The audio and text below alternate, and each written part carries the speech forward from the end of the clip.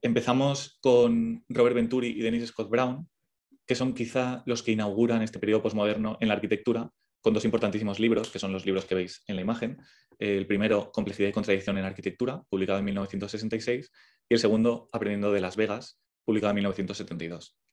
Son libros sencillos de leer y bastante interesantes y que son imprescindibles para comprender la arquitectura de la época. Lo primero que hay que mencionar es que muchas de las propuestas que empiezan a nacer a finales de los 60 y a principios de los 70 deben su nacimiento al desarrollo en Estados Unidos de un nuevo tipo de facultad de arquitectura o de universidad de arquitectura, donde el trabajo técnico y la investigación, el trabajo teórico y la investigación cobran una especial importancia que no tenían hasta entonces.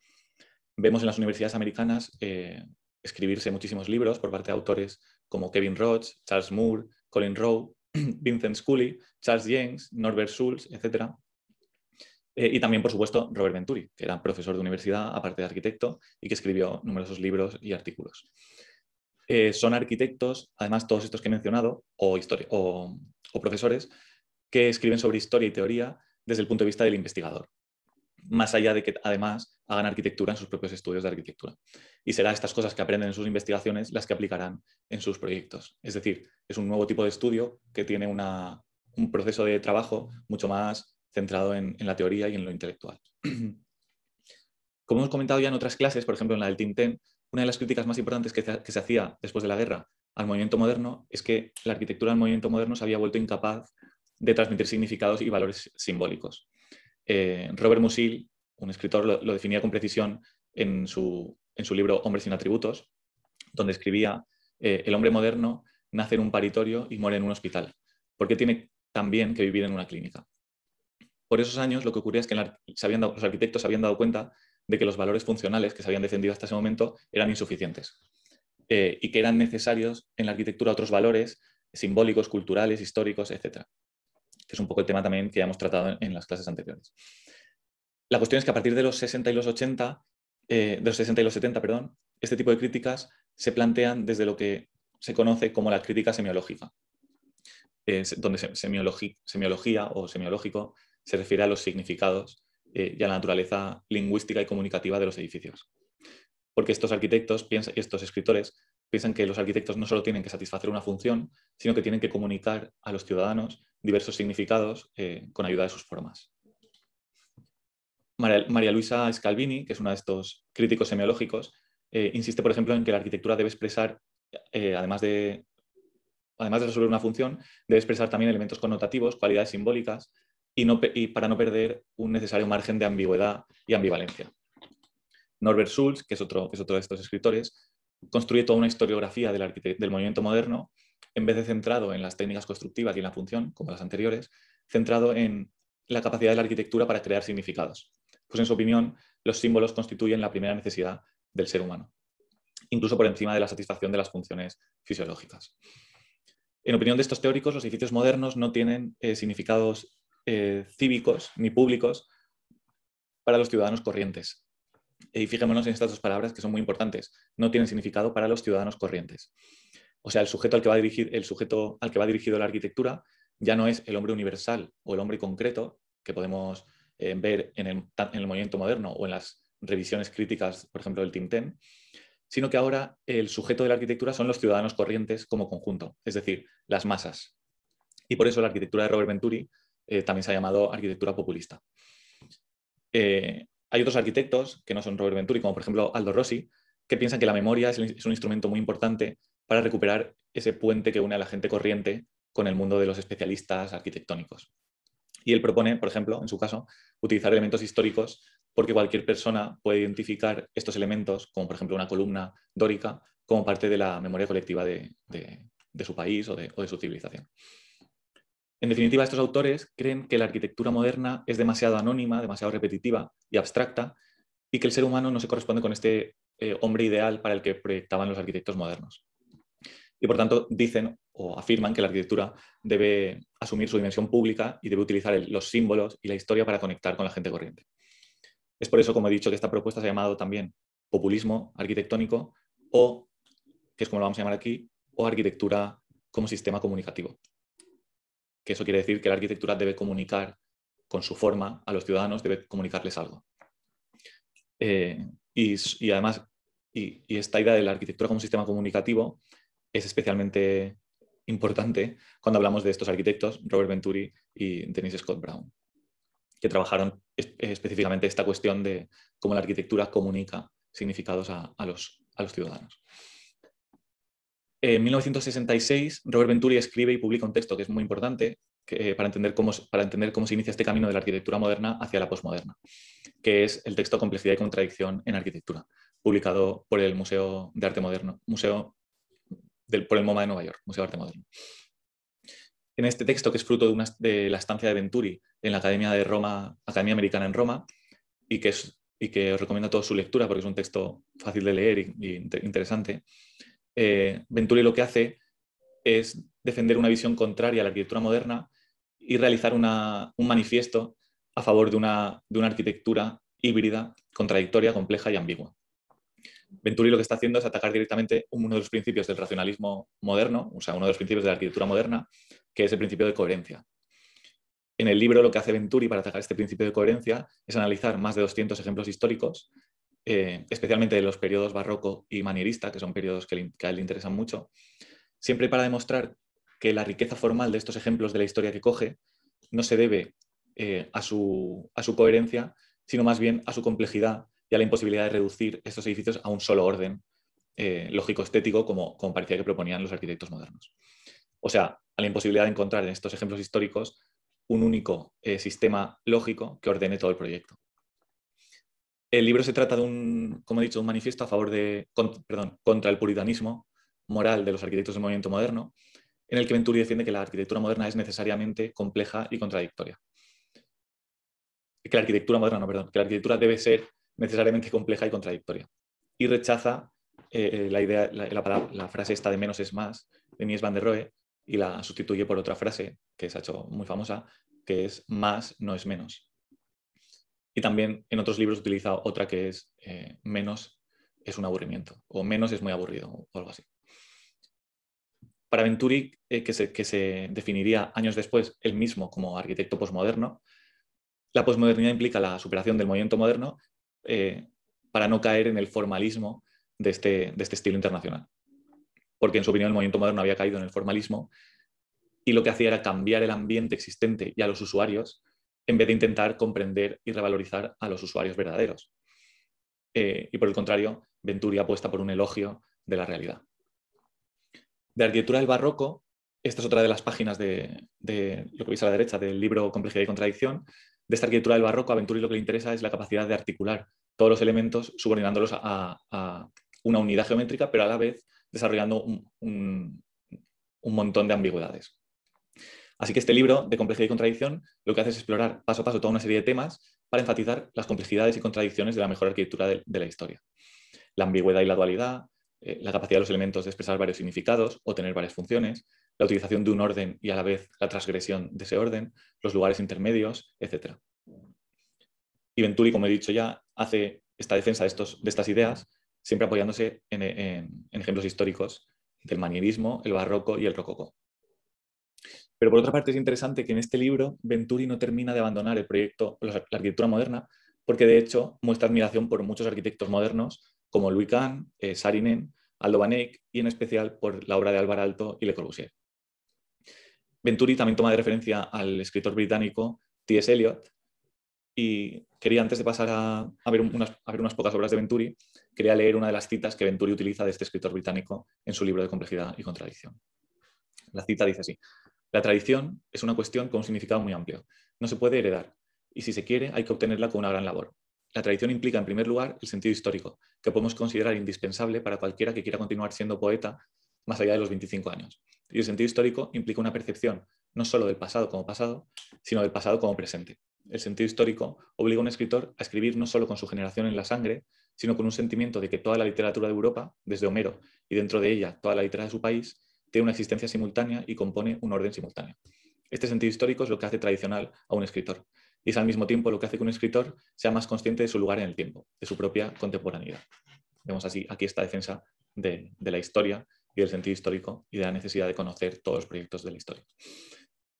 En resumen, Complejidad y contradicción, y esas son algunas páginas del libro, es un manifiesto en favor de una arquitectura ambigua o equívoca, en el que Venturi nos explica que él prefiere los elementos híbridos a los puros, los integradores a los excluyentes, los redundantes a los sencillos, que él prefiere la vitalidad frente a una unidad transparente y prefiere la riqueza de significados.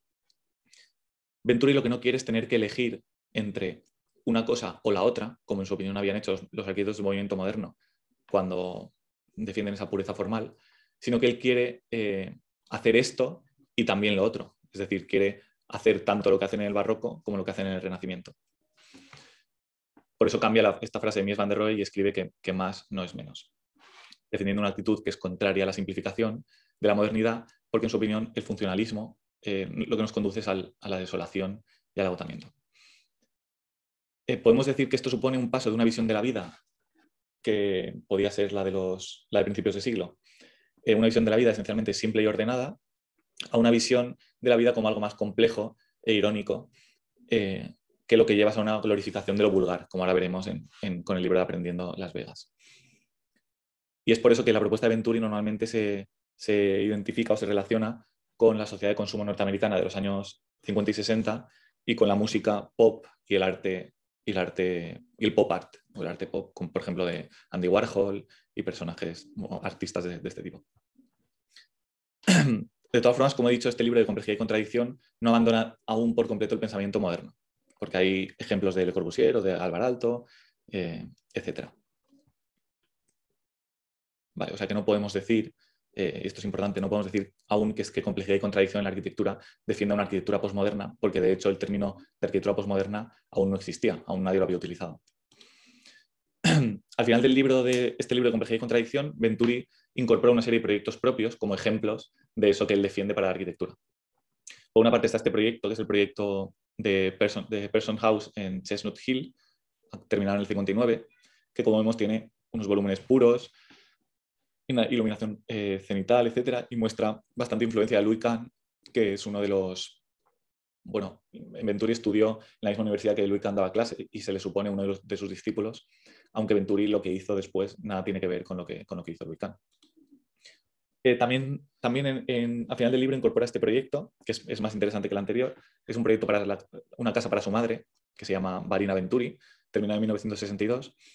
Y aquí ya vemos muchos de los elementos estos de los que hablan complejidad y contradicción, estas ideas de la ambigüedad, del uso de distintos órdenes simultáneamente, etc. Por una parte podemos ver cómo hay una yuxtaposición de la escala doméstica de los espacios, que podemos ver en las ventanas, en la serie en los muebles, etcétera, o las puertas, con otra escala monumental del edificio que claramente se ve en la foto de la fachada, pues en esta simetría y en esta especie de frontón griego en que se convierte el alzado de la casa. Pero esta supuesta simetría, tan fuerte, esta simetría monumental, lo que viene es negada en todos los detalles de la casa. Por ejemplo, vemos claramente que en la foto de la fachada hay un eje en el centro de simetría, pero las ventanas a los dos lados de ese eje no son iguales. Esta es la ambigüedad y complejidad y contradicción que defiende Venturi. La inclusión de un orden de simetría, pero a la vez su transgresión, por ejemplo, en este caso con las ventanas o con todos los espacios interiores, porque si vemos la planta, la casa no es en absoluto simétrica. También vemos en la casa detalles como el uso de molduras o elementos decorativos que él defiende como parte importante de la arquitectura y que, por ejemplo, los arquitectos modernos rechazaban claramente. Y por último también vemos esta complejidad de los distintos espacios de la casa, que ya no están como separados claramente unos de otros, sino que muchos de los elementos se van mezclando e interconectando, como por ejemplo en la fotografía de la esquina abajo derecha vemos la chimenea, que es una chimenea que atraviesa toda la casa y se ve en el exterior, pero que esa chimenea a la vez es la escalera. Es decir, la escalera y la chimenea son dos elementos que se mezclan. Esto para un arquitecto moderno habría sido algo muy extraño, porque la arquitectura moderna más bien pretende, como he explicado antes, una claridad de la lectura, es decir, un proyecto en el que se identificase el elemento chimenea como algo distinto al elemento escalera. Pero en este caso los elementos se confunden unos con otros. Otros proyectos que está al final del libro es la Guild House, terminada en el 63, que sí que si nos fijamos en la planta tiene una resolución puramente funcional, un pasillo con unas escaleras, con unas habitaciones, pero a la vez tiene un orden clásico con un eje de simetría también muy duro que se ve claramente en la fachada. O sea, tenemos por una parte una planta funcional casi hecha por un ingeniero, donde está muy clara la estructura, etcétera, todo como muy modulado y muy claro. Pero por otra parte, esta fachada casi neoclásica que tanto sorprendió a todos los arquitectos de la época, en la que incluso marca la división entre el basamento del edificio, el cuerpo y la parte del ático superior con esa curva. También además este es un proyecto importante porque es la primera vez que Venturi utiliza un rótulo, como vemos el rótulo este de Guild House, como mecanismo de pop art. Y analizaremos, bueno, este edificio será uno de los que analizaremos después de la charla. Por último, otra de las propuestas primeras de Venturi es propuesta para el concurso de una fuente en Fairmount Park, en Filadelfia, terminada en el 64, que reúne todos los ingredientes futuros del equipo de Venturi. Por una parte, la interpretación histórica de una fuente romana, barroca romana, pero también la utilización de un objet trouvé, como por ejemplo en la obra de Duchamp, del artista Duchamp, y el recurso, por supuesto, a la ironía. Bien, a principios de los 70, en 1972, Dennis Scott Brown y Robert Venturi publican un libro que es, si cabe, más importante que el anterior, que se llama, titulado Aprendiendo de Las Vegas. Este libro es el resultado de un proceso de investigación realizado por los dos arquitectos junto a sus alumnos, en el que habían analizado la calle principal de Las Vegas, lo que en inglés se conoce como el Main Street de Las Vegas. Este libro se presentó como un tratado de simbolismo en la arquitectura. Learning from Las Vegas, o Aprendiendo de Las Vegas, es un análisis, ellos dicen, sin prejuicios, con la mente abierta, de un nuevo tipo de forma urbana, que es esta calle principal de Las Vegas, que estaba emergiendo en toda Europa y en toda América, y que era radicalmente diferente de lo que se conocía hasta entonces como un urbanismo normativo. Este nuevo tipo de forma urbana viene representado en la calle principal de una ciudad como Las Vegas, donde vemos pues, una calle fundamentalmente para tráfico rodado y luego todos los edificios, en vez de intentar construir esa calle o hacer que esa calle sea más agradable, lo que hacen simplemente es intentar, por medio de letreros y otros mecanismos, como por ejemplo este donut gigante, pues intentar llamar la atención. Es decir, el edificio no es tan importante, al final es un edificio cualquiera, casi un edificio prismático sin interés, y donde se pone el énfasis es en la construcción de este letrero para llamar la atención del que circula con su coche por esta autovía o por esta calle de tráfico rápido. Estas son fotografías todas del libro, y ahí vemos también arriba a la izquierda a Dennis Scott Brown y a Robert Venturi en fotografías en Las Vegas. Y usando este tipo de herramientas fotográficas y gráficas, por ejemplo, el plano que veis a la derecha es un plano con todos los letreros, todo lo que dicen, o sea, las frases que aparecen en los letreros ordenadas en la calle de Las Vegas. Y con estas herramientas lo que hacen es diseccionar las relaciones espaciales que se producen entre la calle, los edificios y los carteles de publicidad de Las Vegas. Y no lo hacen como un ejemplo vulgar o absurdo o equivocado, sino que lo analizan verdaderamente como un ejemplo del que ellos creen que se pueden aprender muchas cosas para la arquitectura. Es por eso que se dice, o he dicho antes, que Venturi y Scott Brown lo que hacen es una glorificación del mal gusto, o del gusto de las masas, por así decirlo. Ya he dicho antes que esta generación de arquitectos estaba muy preocupada por la arquitectura como un sistema comunicativo, o sea, porque los edificios adquiriesen significados intensos para las personas corrientes que pasan por delante de ellos o que pasan cerca de ellos. Según Venturi y Brown, en su libro Learning from Las Vegas, hay dos formas de hacer que un edificio sea comunicativo. Por una parte, que su forma exprese su función, como vemos, por ejemplo, en este edificio Pato, que la forma del edificio expresa directamente su función, o como él pone este edificio Pato, pero se puede poner también el ejemplo de un restaurante McDonald's que tuviese forma de hamburguesa, es decir, en su forma expresa la función, o también una catedral gótica, que en su forma expresa su función de elevación a lo espiritual, etc. Esa sería una forma. La otra forma de hacer que un edificio sea comunicativo es simplemente hacer lo que ellos llaman un tinglado decorado. O sea, que es lo que veis en el dibujo en la parte de arriba a la derecha. O sea, un edificio normal, o bueno, un edificio vulgar, prismático, funcional, que luego tiene un rótulo gigante para llamar la atención y comunicar qué es o cuál es la función de ese edificio o qué se hace ahí dentro. Ellos llegan a afirmar en el libro que el rótulo es más importante que la arquitectura. De ahí que la forma arquitectónica, en su opinión, queda descompuesta en dos cosas. Por una parte, en una organización funcional, que simplemente lo que hace es resolver las necesidades de ese edificio. Si es un restaurante McDonald's, pues el lugar donde se hace la cola y donde están las mesas. Y por otra parte, una imagen. Es decir, el edificio tiene que tener una organización funcional y una imagen. Y estas dos cosas, en opinión de Venturi, no tienen por qué ser coherentes una con la otra. Esto, por supuesto, para cualquier arquitecto moderno sería casi una traición o un desacato, ya que para el arquitecto moderno la forma debe estar completamente en coherencia con la función. No puede ser que el edificio tenga una función, resuelva una función y luego tenga una imagen con la que se comunique otra cosa que no sea esa misma función que está resolviendo. O sea, lo que hace Venturi es sustituir la importancia de la espacialidad, que es lo que es importante para los arquitectos modernos, por la importancia de la imagen y el simbolismo. Ya no importa que el edificio sea espacialmente interesante, sino solo importa que el edificio funcione y que signifique algo para los que lo ven desde fuera. Y por tanto, aquí hay se rompe la conexión que había entre, por ejemplo, la fachada y los interiores del edificio. Que en los edificios de Venturi, como veremos, los interiores dejarán de tener demasiada importancia y lo que tendrá importancia será la fachada y la imagen exterior de los edificios. Esto es lo que se conoce o lo que ellos llaman esta idea del tinglado decorado, que en inglés se dice decorated set, que lo tenéis ahí, en el dibujo de abajo a la izquierda. Vale, así que vemos, como he dicho, por primera vez algo que sería totalmente inadmisible para cualquier arquitecto que se considerase un arquitecto moderno, que es la independización de la fachada, entendiéndola como algo que es totalmente ajeno al contenido funcional del edificio. En estos años en que Venturi y Scott Brown han propuesto esta idea del tinglado decorado, realizan un proyecto, que es este proyecto, un proyecto manifiesto, que es el proyecto del concurso para el National College Hall of Fame, terminado en el 67.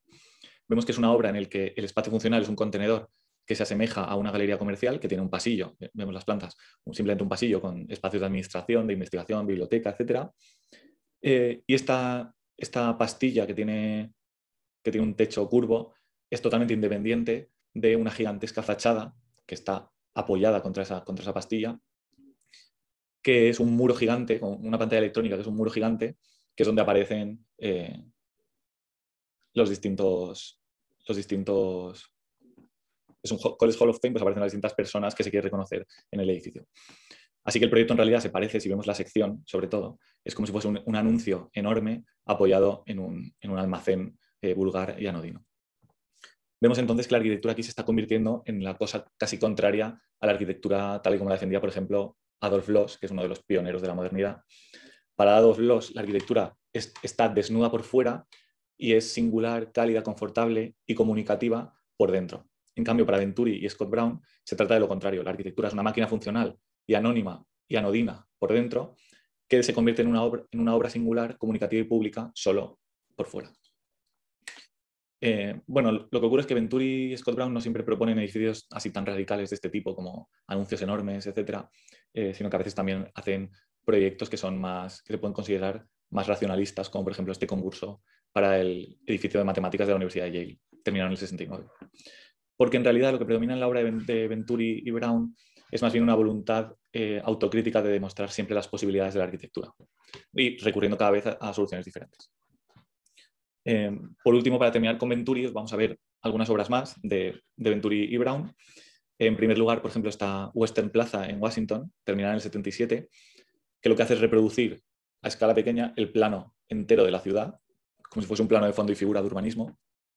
Vemos las manzanas sombreadas en gris y todo lo que es blanco pues son las calles. E incluso construye el Capitolio a escala pequeña en la plaza. Por otra parte, este patio Franklin, terminado en el 72, que sirve de entrada a un museo y que configura una estructura vacía que lo que hace es un poco recordar a la imagen arquetípica que todos tenemos en la cabeza de lo que es una casa con sus chimeneas. Vemos que en estos dos proyectos claramente Venturi recurre a formas simbólicas como el Capitolio o como la idea de esta casa que un niño dibujaría que cualquier niño dibujaría en un papel cuando le dijes que dibuje una casa. Y también recurre al arte contemporáneo y a la ironía y la ruptura del orden. Esta es otra de sus obras de esta época, la Casa Brandt, terminada en el 71.